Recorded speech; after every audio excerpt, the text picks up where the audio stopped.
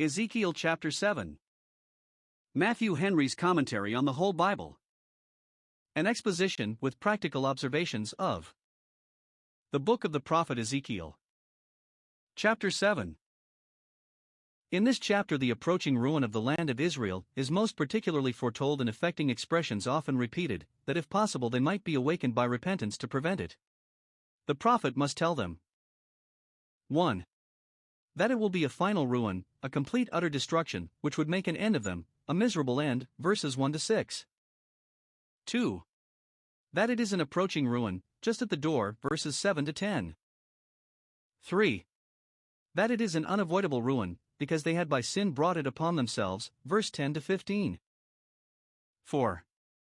That their strength and wealth should be no fence against it, verses 16 to 19. 5. That the temple which they trusted in should itself be ruined, verses 20 to 22. 6. That it should be a universal ruin, the sin that brought it having been universal, verses 23 to 27. Ezekiel 7 verses 1 to 15. We have here fair warning given of the destruction of the land of Israel, which was now hastening on apace. God, by the prophet, not only sends notice of it, but will have it inculcated in the same expressions, to show that the thing is certain, that it is near, that the prophet is himself affected with it and desires they should be so too, but finds them deaf and stupid and unaffected. When the town is on fire, men do no seek for fine words and quaint expressions in which to give an account of it, but cry about the streets, with a loud and lamentable voice, Fire! Fire! So the prophet here proclaims an end. An end. It is come, behold, it is come. He that hath ears to hear, let him hear. 1.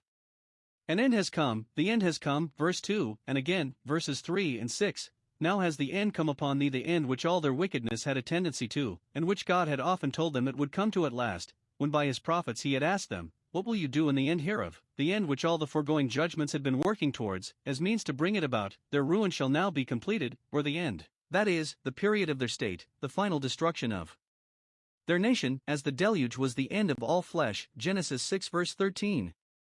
They had flattered themselves with hopes that they should shortly see an end of their troubles. Yea, says God, an end has come, but a miserable one, not the expected end, which is promised to the pious remnant among them, Jeremiah 29 verse 11, it is the end, that end which you have been so often warned of, that last end which Moses wished you to consider, Deuteronomy 32 verse 29, and which, because Jerusalem remembered not, therefore she came down wonderfully, Lamentations 1 verse 9. This end was long in coming, but now it is come. Though the ruin of sinners comes slowly, it comes surely. It has come, it watches for thee, ready to receive thee. This perhaps looks further, to the last destruction of that nation by the Romans, which that by the Chaldeans was an earnest of, and still further to the final destruction of the world of the ungodly. The end of all things is at hand, and Jerusalem's last end was a type of the end of the world, Matthew 24 verse 3. Oh, that we could all see that end of time, and days very near, and the end of our own time, and days much nearer, that we may secure a happy lot at the end of the days. Daniel 12 verse 13. This end comes upon the four corners of the land. The ruin, as it shall be final, so it shall be total, no part of the land shall escape, no, not that which lies most remote. Such will the destruction of the world be, all these things shall be dissolved. Such will the destruction of sinners be, none can avoid it. Oh, that the wickedness of the wicked might come to an end, before it bring them to an end. 2. An evil and only evil, behold, has come, verse 5. Sin is an evil and only evil, an evil that has no good in it, it is the worst of evils. But this is spoken of the evil of trouble, it is an evil, one evil, and that one shall suffice to effect and complete the ruin of the nation, there needs no more to do its business, this one shall make an utter end, affliction needs not rise up a second time, Nahum 1 verse 9.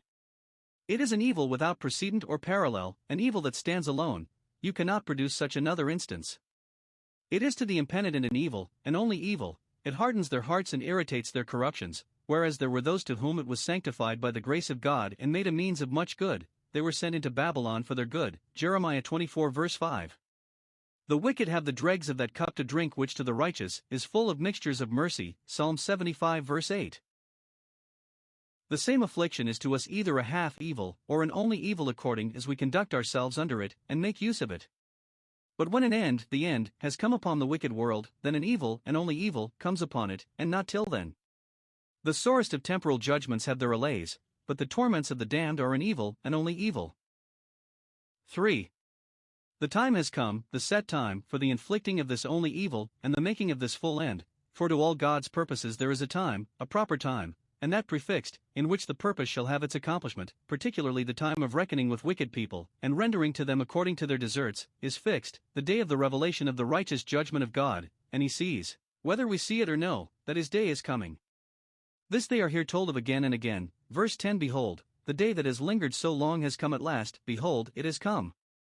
The time has come, the day draws near, the day of trouble is near, verses 7 and 12.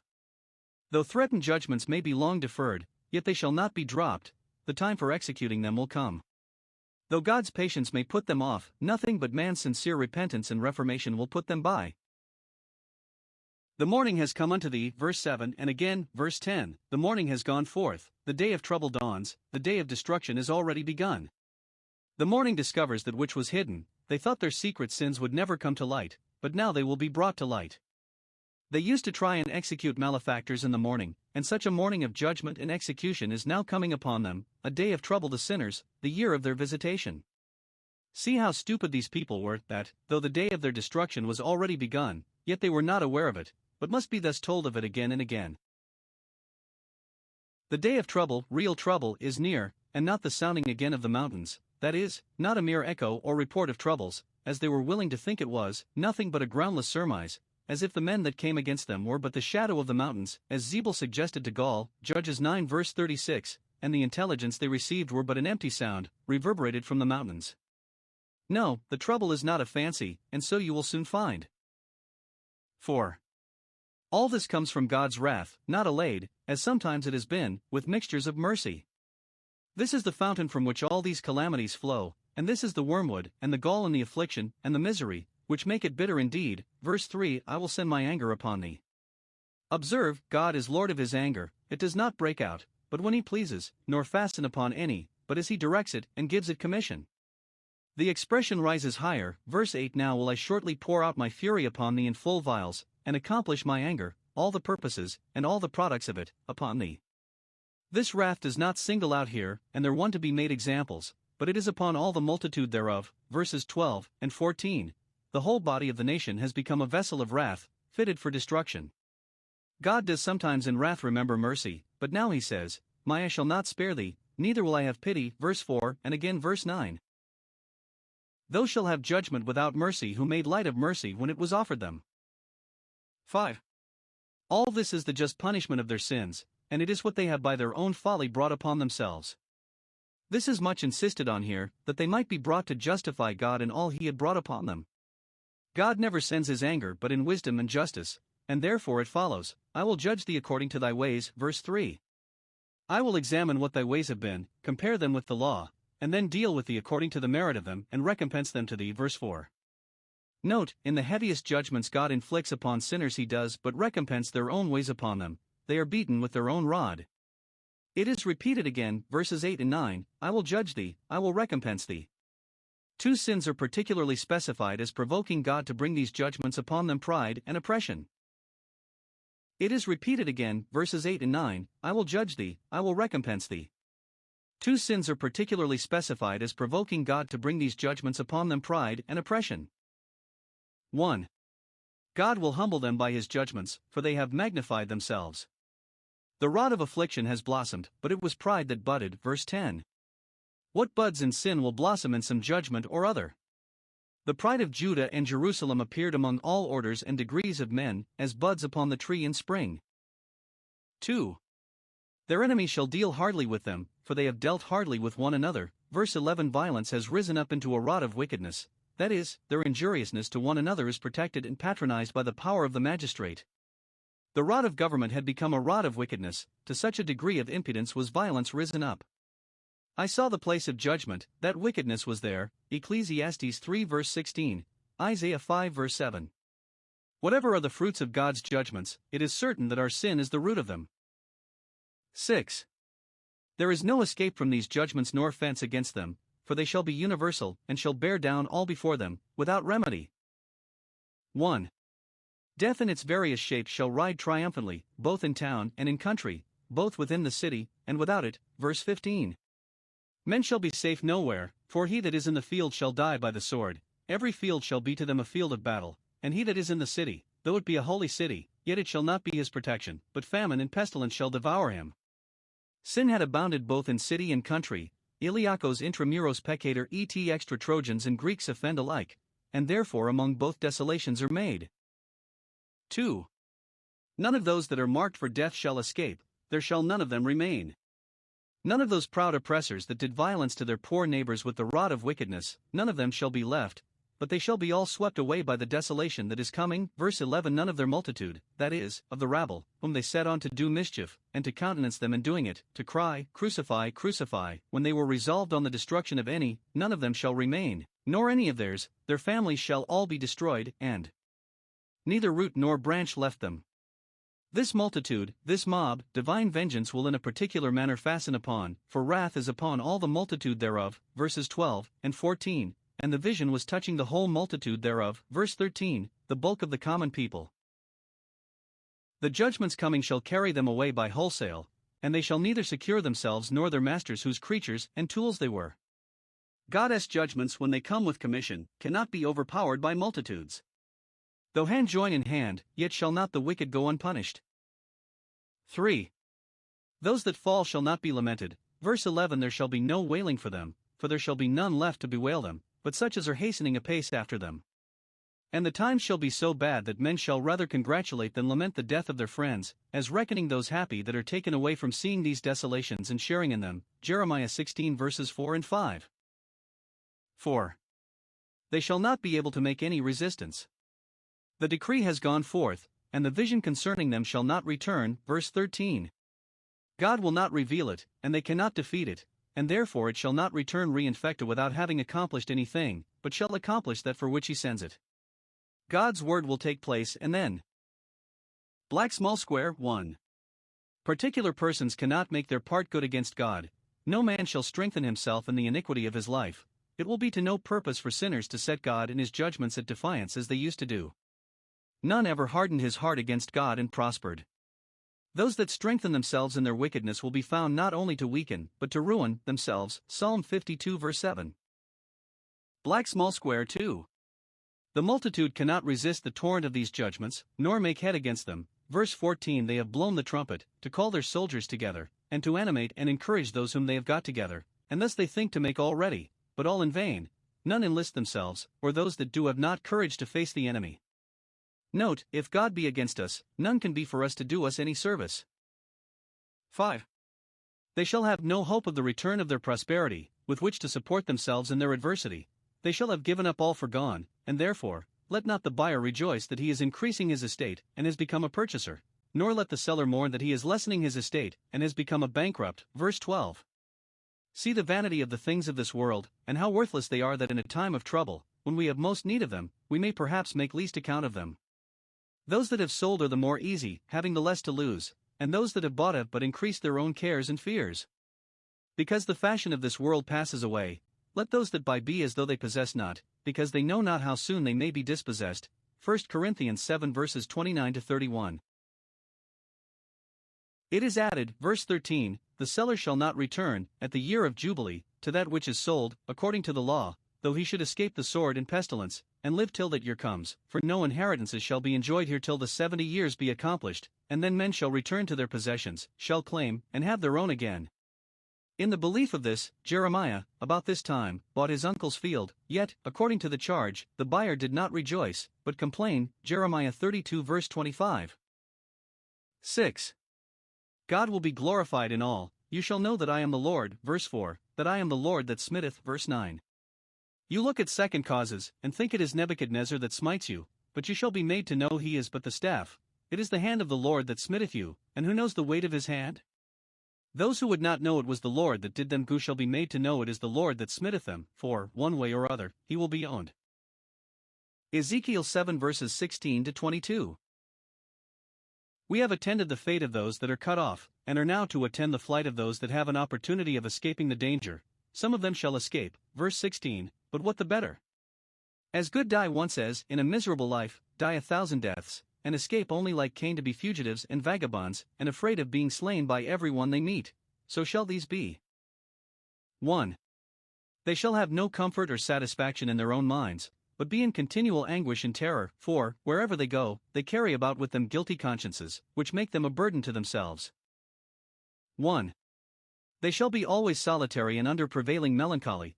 They shall not be in the cities, or places of concourse, but all alone upon the mountains, not caring for society, but shy of it, as being ashamed of the low circumstances to which they are reduced. 2. They shall be always sorrowful. Those have reason to be so that are under the tokens of God's displeasure, and God can make those so that have been most jovial, and have set sorrow at defiance. Those that once thought themselves as the lions of the mountains, so daring were they, now become as the doves of the valleys, so timid are they, and so dispirited, ready to flee when none pursues, and to tremble at the shaking of a leaf. They are all of them mourning, not with a godly sorrow, but with the sorrow of the world, which works death, every one for his iniquity, that is, for those calamities which they now see their iniquity has brought upon them, not only the iniquity of the land, but their own. They shall then be brought to acknowledge what they have each of them contributed to the national guilt. Note, sooner or later sin will have sorrow of one kind or other, and those that will not repent of their iniquity may justly be left to pine away in it. Those that will not mourn for it as it is an offense to God shall be made to mourn for it as it is a shame and ruin to themselves, to mourn at the last, when the flesh and the body are consumed, and to say, "How have I hated instruction." Proverbs 5 verses 11 and 12. 3. They shall be deprived of all their strength of body and mind. Verse 17. All hands shall be feeble, so that they shall not be able to fight, or defend themselves, and all knees shall be weak as water, so that they shall neither be able to flee nor to stand their ground. They shall feel a universal colliquation. Their knees shall flow as water, so that they must fall of course. Note, it is folly for the strong man to glory in his strength, for God can soon weaken it. 4. They shall be deprived of all their hopes and shall abandon themselves to despair. Verse 18. They shall have nothing to hold up their spirits with, their aspects shall show what are their prospects, all dreadful, for they shall gird themselves with sackcloth, as having no expectation ever to wear better clothing. Horror shall cover them, and shame and baldness, all the expressions of a desperate sorrow. Isaiah 17 verse 11. Note, those that will not be kept from sin by fear and shame shall by fear and shame be punished for it, such is the confusion that sin will end in. 2. They shall have no benefit from their wealth and riches, but shall be perfectly sick of them. Verse 19.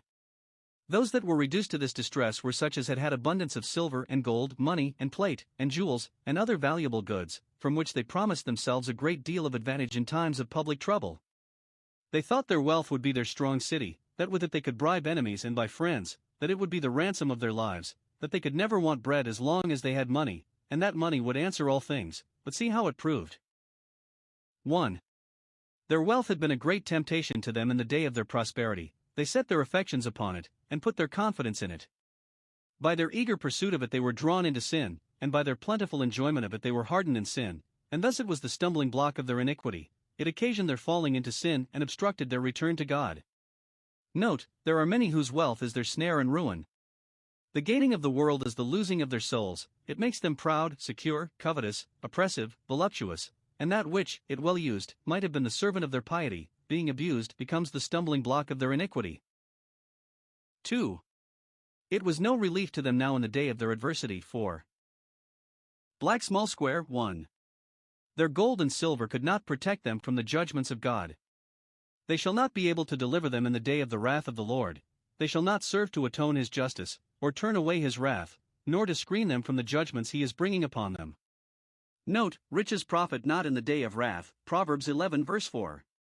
They neither set them so high that God's judgments cannot reach them nor make them so strong that they cannot conquer them. There is a day of wrath coming, when it will appear that men's wealth is utterly unable to deliver them, or do them any service. What the better was the rich man for his full barns when his soul was required of him, or that other rich man for his purple, and scarlet, and sumptuous fare, when in hell he could not procure a drop of water to cool his tongue. Money is no defense against the arrests of death, nor any alleviation to the miseries of the damned. Black small square 2. Their gold and silver could not give them any content under their calamities. 1. They could not fill their bowels, when there was no bread left in the city, none to be had for love or money. Their silver and gold could not satisfy their hunger, nor serve to make one meal's meat for them. Note, we could better be without mines of gold than fields of corn. The products of the earth, which may easily be gathered from the surface of it, are much greater blessings to mankind than its treasures, which are with so much difficulty and hazard dug out of its bowels. If God give us daily bread, we have reason to be thankful, and no reason to complain, though silver and gold we have none. 2. Much less could they satisfy their souls, or yield them any inward comfort. Note, the wealth of this world has not that in it which will answer the desires of the soul, or be any satisfaction to it in a day of distress. He that loves silver shall not be satisfied with silver, much less he that loses it. 3. Their gold and silver shall be thrown into the streets, either by the hands of the enemy, who shall have more spoil than they care for or can carry away. Silver shall be nothing accounted of, they shall cast that in the streets, but the gold, which is more valuable, shall be removed and brought to Babylon, or they themselves shall throw away their silver and gold, because it would be an encumbrance to them and retard their flight, or because it would expose them and be a temptation to the enemy to cut their throats for their money, or in indignation at it, because, after all the care and pains they had taken to scrape it together and hoard it up, they found that it would stand them in no stead, but do them a mischief rather. Note, the world passes away, and the lusts thereof, 1 John 2 verse 17. The time may come when worldly men will be as weary of their wealth as now they are wedded to it, when those will fare best that have least. 3. God's temple shall stand them in no stead, verses 20 to 22. This they had prided themselves in, and promised themselves security from, Jeremiah 7 verse 4, Micah 3 verse 11, but this confidence of theirs shall fail them. Observe. 1. The great honor God had done to that people in setting up his sanctuary among them, verse 20 is for the beauty of his ornament, that holy and beautiful house, where they and their fathers praised God, Isaiah 64 verse 11, which was therefore beautiful because holy, it was called the beauty of holiness, and holiness is the beauty of its ornament. It was also adorned with gold and gifts. As for this, he set it in majesty, everything was contrived to make it magnificent, that it might help to make the people of Israel the more illustrious among their neighbors. He built his sanctuary like high palaces, Psalm 78 verse 69. It was a glorious high throne from the beginning, Jeremiah 17 verse 12. But 2. Here is the great dishonor they had done to God in profaning his sanctuary. They made the images of their counterfeit deities, which they set up in rivalship with God, and which are here called their abominations, and their detestable things, for so they were to God, and so they should have been to them, and these they set up in God's temple, than which a greater affront could not be put upon him. And therefore 3. It is here threatened that they shall be deprived of the temple, and it shall be no succor to them, therefore have I set it far from them, that is, sent them far from it, so that it is out of the reach of their services, and they are out of the reach of its influences. Note, God's ordinances, and the privileges of a profession of religion, will justly be taken away from those that despise and profane them. Nay, they shall not only be kept at a distance from the temple, but the temple itself shall be involved in the common desolation, verse 21, the Chaldeans, who are strangers, and therefore have no veneration for it, who are the wicked of the earth, and therefore have an antipathy to it, shall have it for a prey and for a spoil, all the ornaments and treasures of it shall fall into their hands, who will make no difference between that and other plunder.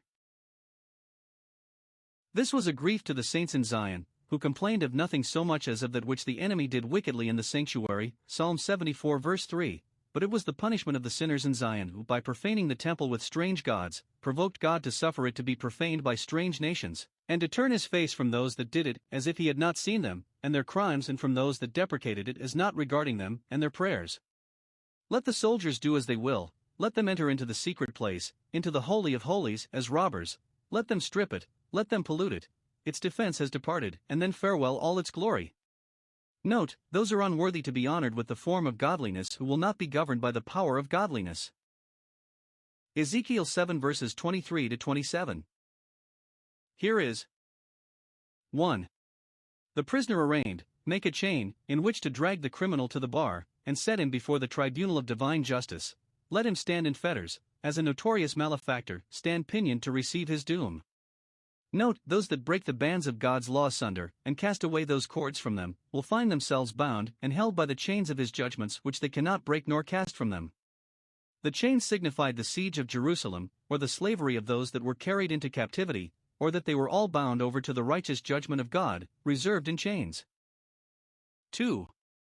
The indictment drawn up against the prisoner. The land is full of bloody crimes, full of the judgments of blood, so the word is, that is, of the guilt of blood which they had shed under color of justice, and by forms of law, with the solemnity of a judgment. The innocent blood which Manasseh shed, probably thus shed, by the judgment of the blood, was the measure-filling sin of Jerusalem, 2 Kings 24 verse 4. Or, it is full of such crimes as by the law were to be punished with death, the judgment of blood. Idolatry, blasphemy, witchcraft, sodomy, and the like, were bloody crimes for which particular sinners were to die, and therefore, when they had become national, there was no remedy, but the nation must be cut off. Note, bloody crimes will be punished with bloody judgments. The city of David, the holy city, that should have been the pattern of righteousness, the protector of it, and the punisher of wrong, is now full of violence. The rulers of that city, having greater power and reputation, are greater oppressors than any others. This was sadly to be lamented. How has the faithful city become a harlot? 3. Judgment given upon this indictment. God will reckon with them not only for the profaning of his sanctuary, but for the perverting of justice between man and man, for as holiness becomes his house, so the righteous Lord loves righteousness, and is the avenger of unrighteousness. Now the judgment given is 1. That since they had walked in the way of the heathen, and done worse than they, God would bring the worst of the heathen upon them to destroy them and lay them waste, the most barbarous and outrageous, that have the least compassion to mankind and the greatest antipathy to the Jews. Note, of the heathen some are worse than others, and God sometimes picks out the worst to be a scourge to his own people, because he intends them for the fire when the work is done. 2. That since they had filled their houses with goods unjustly gotten, and used their pomp and power for the crushing and oppressing of the weak, God would give their houses to be possessed, and all the furniture of them to be enjoyed by strangers, and make the pomp of the strong to cease, so that their great men should not dazzle the eyes of the weak-sighted with their pomp, nor with their might at any time prevail against right, as they had done. 3. That, since they had defiled the holy places with their idolatries, God would defile them with his judgments. Since they had set up the images of other gods in the temple, God would remove thence the tokens of the presence of their own God. When the holy places are deserted by their God, they will soon be defiled by their enemies. 4. Since they had followed one sin with another, God would pursue them with one judgment upon another. Destruction comes, utter destruction, verse 25. For there shall come mischief upon mischief to ruin you, and rumor upon rumor to frighten you, like the waves in a storm, one upon the neck of another. Note, sinners that are marked for ruin shall be prosecuted to it, for God will overcome when he judges. 5.